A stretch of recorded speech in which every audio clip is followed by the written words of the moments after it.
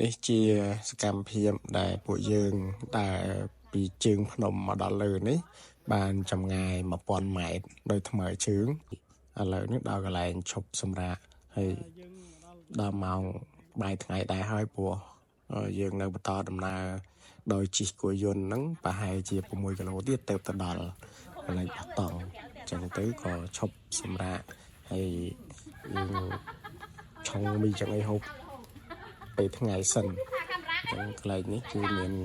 ខាងសហគមន៍តាំងយូរនេះគេបានមានចក្រានមានភ្លើងអញ្ចឹងទៅដាំទឹកក្តៅឆុងមីហូបអញ្ចឹងសិនហើយហូបរួចទៅយើងរៀបចំអីវ៉ាន់ដាក់លើ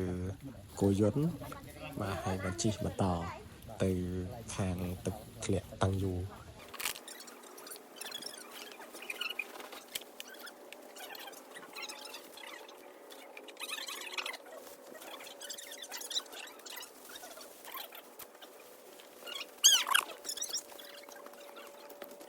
អរេទៀតអរគុណដែរដាក់ធំហើយដល់ទេ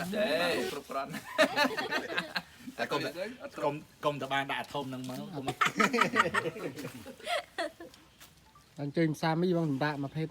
មកហូបជុំគ្នាមកអើយ